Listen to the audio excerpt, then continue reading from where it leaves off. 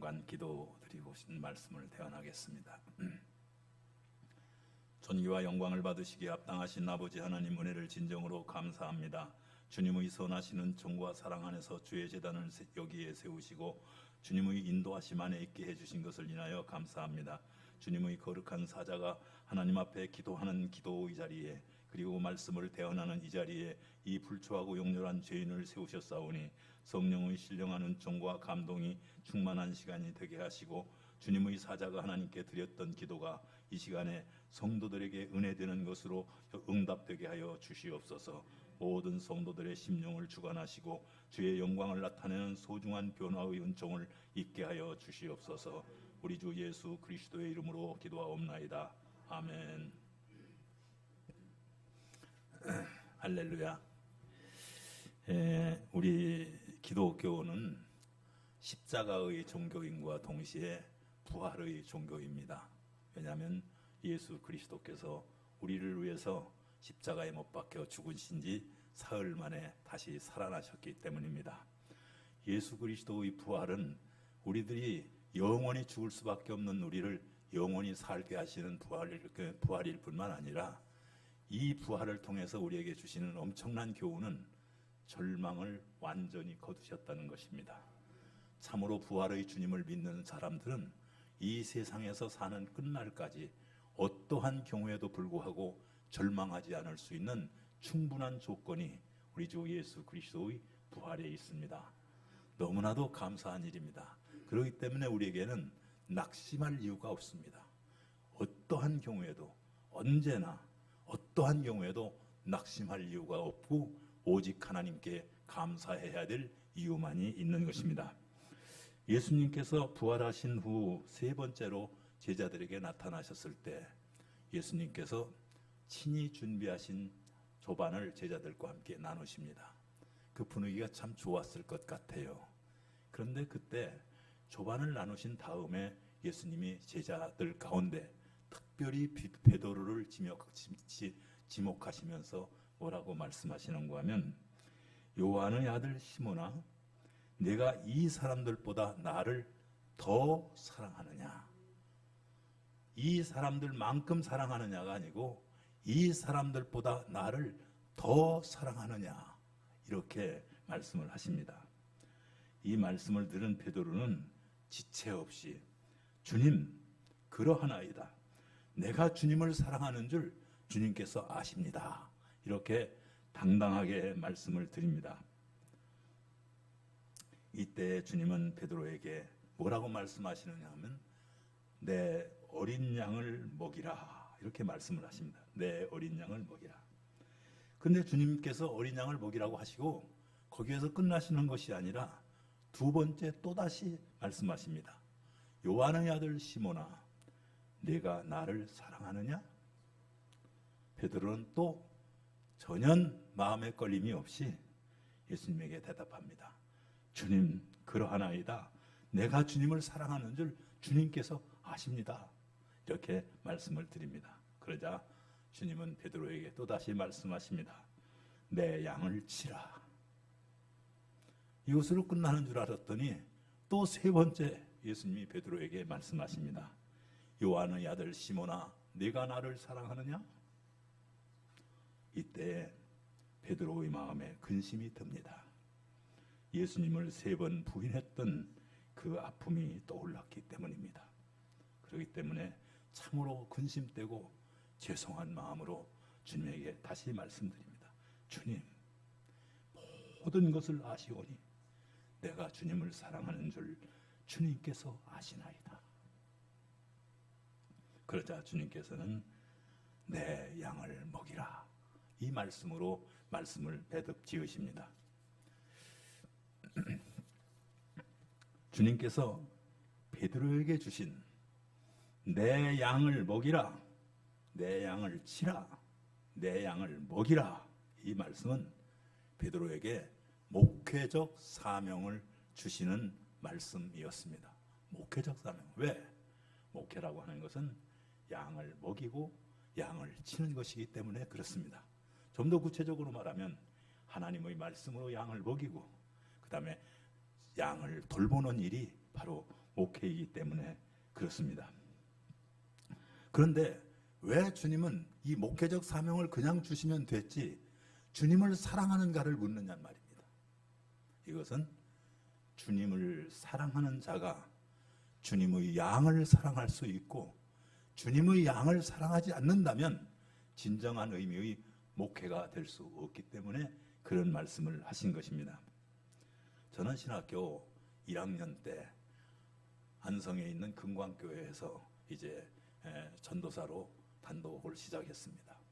그리고 두 번째로는 안성에 있는 삼족교회에서 두 번째 목회를 했습니다. 그리고 이제 서울 서초동에서 1979년도에 개척을 했어요. 개척을 해서 그 다음에 분당 신도시가 이제 설립될 적에 이쪽으로 이주를 해 왔습니다. 그래서 이 지난 2015년에 제가 이제 은퇴를 하고 원로 목사가 되었습니다. 근데 저 나름대로 정말 그래요. 목회라고 하는 건 정말 사랑이다. 저 나름대로는 사랑으로 목회를 한다고 열심히 했습니다. 열심히 했어요. 근데 이 사랑은 즐거울 때도 있고 아플 때도 있었습니다. 즐거운 사랑은 정말 사랑하면 사랑할수록 좋아지는 성도들을 볼 때 참 즐겁죠. 기도 어쩌다가 그저 만나서 말 한마디만 좋게 해줘도 그냥 좋아서 은혜 받았다고 보면 그런 신자들 보면 상당히 좋죠. 심지어는 뭐 어떤 사람은 우리 목사님 설교가 뭐 어쩌대나 참 좋대요. 좌우지간. 근데 뭐 말할 수는 없어요. 창피해갖고. 근데 하여간 엄청나게 띄워요. 그런데 그렇지 않다고 하면서도 기분은 좋더라고. 왜냐하면 그분의 마음속에는 그러니까. 왜냐하면 온갖 세상 음식이 다 맛있어도 우리 엄마가 지어준 음식이 제일 맛있다고 하는 사람이 있잖아요. 그래서 이제 그런 생각이 들어요. 그런데 이 사랑하면서 기쁘게 사랑할 때는 참 좋은데 아픈 사랑이 있단 말이에요. 성도들이 고통을 당하고 아픔을 당할 때 사랑하는 아픔, 그런 사랑도 있지만 아프게 하기 때문에 아픈 사랑이 있어요. 때로는 막 칼에 베이는 것 같고 칼에 베이는 것 같고 가시에 찔리는 것 같고 말이죠. 때로는 정말 온 어깨를 다 눌러서 땅으로 들어가게 할 정도로 그렇게 무거움을 느끼게 하는 그런 사랑을 해야 될 때가 있거든요. 다시 말하면 나는 사랑하는데 상대방은 내가 사랑하는 걸 몰라주는 거예요. 심지어는 사랑하지 않는다고 생각하는 거예요. 참으로 그럴 때 너무나도 가슴이 아프고 괴로웠습니다. 그럴 때 제가 늘 떠올린 말씀이 뭐냐면 나는 그들을 사랑하나 그들은 나를 미워하니 나는 기도할 뿐이라. 그래서 그냥 울고 싶은 울음을 기도의 자리에서 울고 강다나무에서도 울고 산에서도 울고. 근데 또 울음이 안 들켜야 되잖아. 또는 들키지 않게 우느라고 애쓴 적도 있었어요. 그래서 정말 나는 사랑하는데 나를 괴롭게 하는 그 신자들을 생각할 때 굉장히 아파요. 뭐 목사님은 뭐 성자니까 다 성자 아니걸랑요. 굉장히 아파요. 무지하게 아파요. 더 아픈 거는 그걸 집에 가서 집사람한테 좀 얘기를 해가지고 같이 나눌 수 있으면 얼마나 좋겠어. 그런데 무슨 생각이 드냐면 나 혼자 아프면 될 걸. 왜 집사람한테 얘기해서 둘이 아파야 돼? 그래서 말하지 못하니까 굉장히 아픈 때가 있었습니다. 그런데요, 그보다 더 아픈 것이 있었습니다. 정말 성도들을 사랑하는데 아픔으로 사랑해야 되는 그때보다 더 아픈 아픔이 있었어요. 그것이 뭐냐면 내가 하나님 앞에 엎드렸는데 하나님 앞에서 나 자신의 죄인된 모습, 나 자신의 못된 모습, 나 자신의 부패한 모습, 나의 의도와 상관없이 내 속에 작용하고 있는 악한 것들을 발견하게 됐을 때 너무나도 괴로웠어요. 너무나도 아팠어요. 그래서 심지어는 정말 때로는 이거 어떻게 하면 좋은가? 내가 정말 목사로서 계속해서 이 길을 가야 되는가 할 만큼 그렇게 아팠던 적이 있습니다. 그럼에도 불구하고 주님의 긍휼을 입고 주님의 용서를 입고 주님의 은혜를 입었기 때문에 끝까지 목회를 할 수 있었습니다. 그래서 목회의 전 과정은 한마디로 말하면 은혜였다.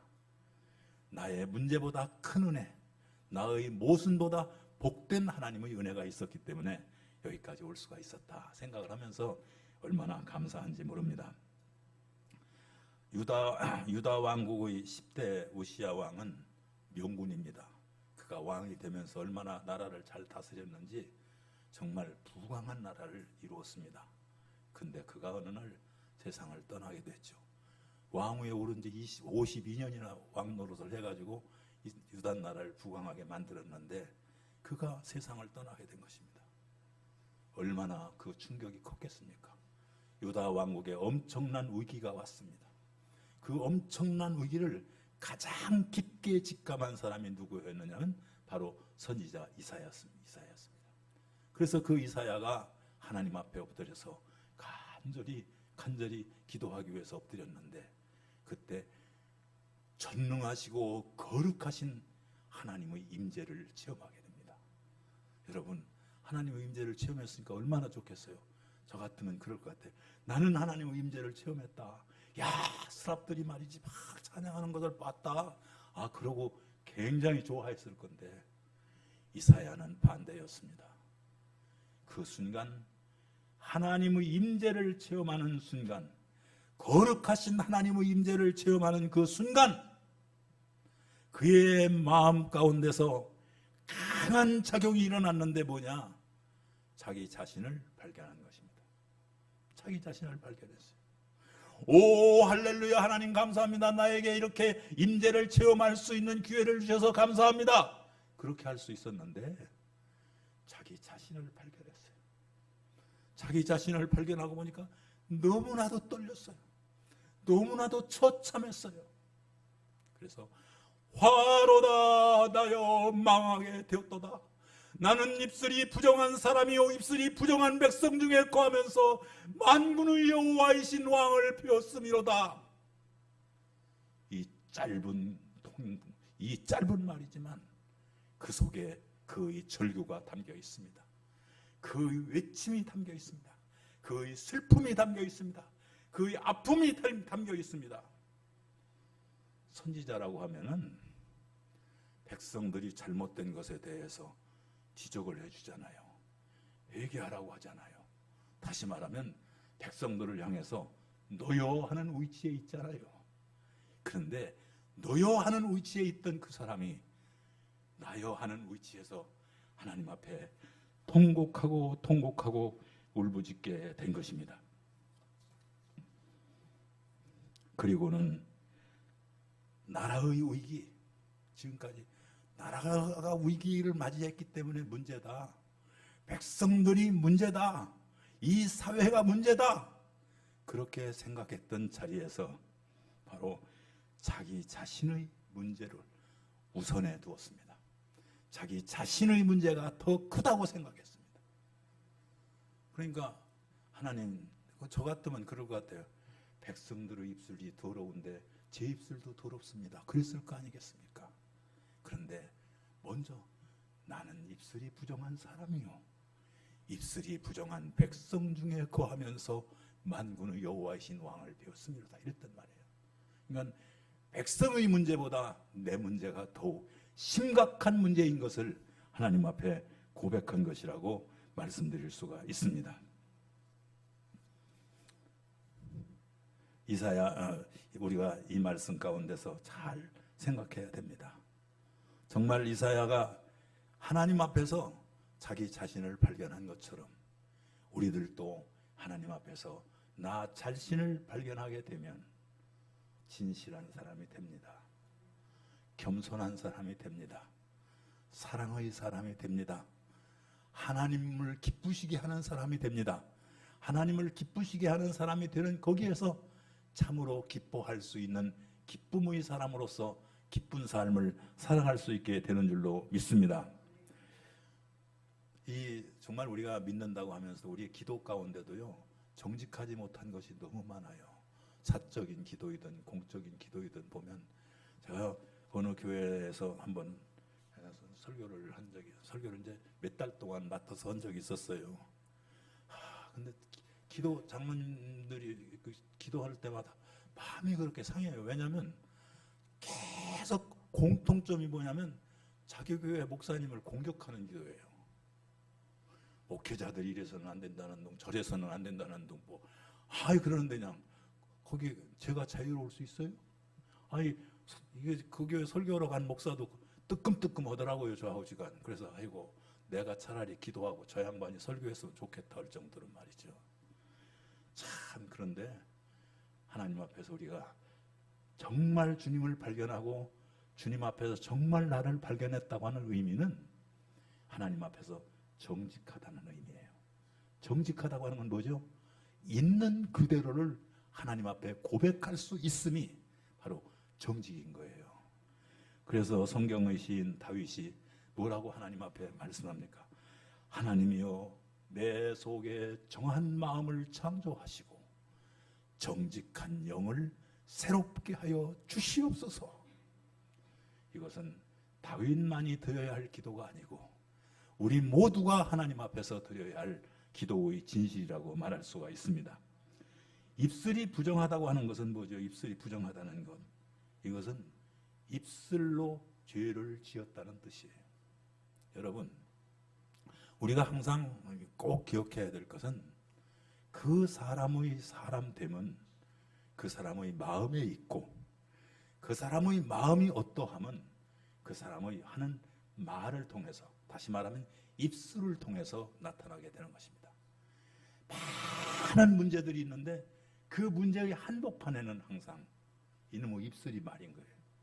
입술로 방정을 떨기도 하고, 입술로 추접을 떨기도 하고, 입술로 상처를 주기도 하고, 입술로 사람을 막 그냥 모멸되게 하기도 하고 그래요. 참, 이거 입술 말이죠. 이 부드러운데 이게 말이죠. 부드러우면서 때로는 엄청나게 칼날릴 때도 있거든요. 그런데 우리가 꼭 알아야 될 것이 있습니다. 그 사람의 발음은, 그 사람이 바르다면 마음이 바른 거고, 마음이 바르다면 그 사람의 말이 바른 겁니다. 그 사람이 깨끗하다면 마음이 깨끗한 거고, 마음이 깨끗하다면 그의 입술이 깨끗한 거예요. 이게 굉장히 중요한 것입니다. 그렇기 때문에 예수님께서 우리에게 말씀해, 이는 그 마음에 가득한 것을 입으로 말함이니라. 마음에 가득한 것을 입으로 말함이니라. 여러분, 여러분의 가득한 것을 입으로 말하면 선한 것이 될 수 있기 바랍니다. 여러분의 가득한 것을 입으로 말하면 진실한 것이 될 수 있기를 바랍니다. 여러분이 마음에 가득한 것을 말하면 그것이 사랑일 수 있기를 바랍니다. 여러분이 마음에 가득한 것을 말하면 그것은 양약과 같이 위로가 되고 치료가 되게 하는 그런 언어가 될 수 있기를 바랍니다. 정말 좋은 교회란 어떤 교회냐? 너여 하는 교회가 많은 교인이 많은 교회가 아니라 나여 하는 교인이 많은 교회입니다. 나여 하는 그 교인. 그리고 마음에 좋은 것을 입술로 내어놓을 때 듣는 사람이 은혜를 받고, 듣는 사람이 유익을 얻고, 듣는 사람이 기뻐할 수 있게 하는 그런 교회가 정말 좋은 교회고 은혜로운 그런 교회라고 믿습니다. 그래서 여러분들이 늘 기억할 것은, 정말 좋은 일이 있을 때는 너여라고 하세요. 그러나 힘들 일이 있고 내가 어떤 무거운 의무를 감당해야 될 일이 있을 때는 나여라고 하세요. 헌금 얘기를 했다고 합시다. 안목에 집사님이 부자니까 헌금 좀 하겠지, 그렇게 생각하고 자기 쏙 빠지려고 하면 안 돼요. 헌금 얘기를 해도 먼저는 나여, 내가 어떻게 할 것인가, 먼저 그렇게 생각을 하고, 내가 안 하면 마치 안 되는 것처럼 그런 마음을 가지면 기쁨으로 할 수 있어요. 기도는 목사님이 다 하시니까, 물론 목사님 기도하시지, 기도 않고는 못하죠. 사모님이 기도하시지, 물론 기도하죠. 그러나 기도의 문제가 나왔을 때는 나는 기도해야 할 사람이다. 내가 먼저 기도해야지 그래서 언제든지 의무에 있어서는 나눔을 앞세우고 칭찬에 있어서는 노여를 앞세울 수 있는 그런 교회가 되면은 그 교회는 복되고 빛나는 교회가 될 줄 믿습니다. 이 생수의강교회는 정말 나여하는 성도들로서 하나님께 영광을 돌리는 복된 교회일 수 있기를 주님의 이름으로 축원합니다. 기도합니다. 존귀와 영광을 받으시기에 합당하신 아버지 하나님 감사합니다. 하나님의 거룩한 사랑과 은총 안에서 주님을 배우게 하시고 주님을 배우는 자리에서 자신을 발견할 수 있는 축복을 주시니 진정으로 감사합니다. 저희들의 삶이 다하는 그날까지 하나님께서 저희들에게 주신 은총에 걸맞을 수 있도록 축복하여 주시고 나여 나여 하면서 하나님 앞에 가까이 다가가고 하나님의 선하신 뜻을 올곧게 받들을 수 있는 거룩한 심령들이 되게 하여 주시옵소서. 이 생수의강교회를 하나님께서 복되고 복되게 하셔서 주님의 영광을 드러내는 소중한 교회가 되게 하시며 주님의 은혜에 걸맞는 교회가 되게 하여 주시고 주님의 사자가 하나님께 드린 기도와 선포한 말씀이 한 톨도 떼지 않고 유효한 것이 되어 하나님의 영광을 위한 꽃과 열매로 나타날 수 있게 하여 주시기를 간절히 원하옵고 기도합니다. 내조의 사자인 사모님에게도 하나님께서 크신 사랑과 은총을 베풀어 주셔서 주님께서 머리에서부터 발끝까지 어루만져 주심으로 말미암아 온전히 새로워질 수 있고 강건할 수 있도록 인도하시고 주관하여 주시옵소서. 이 생수양교회 모든 성도들과 이 제단을 들고 나는 모든 심령들이 들고 날며 생명의 꿀을 먹으며 신령한 음료를 마시며 주께 감사하고 찬송하며 영광을 돌리게 하여 주시옵소서. 주님께서 홀로 주관하시고 영광 받으시기를 원하오며 예수 그리스도의 이름으로 기도합니다. 아멘.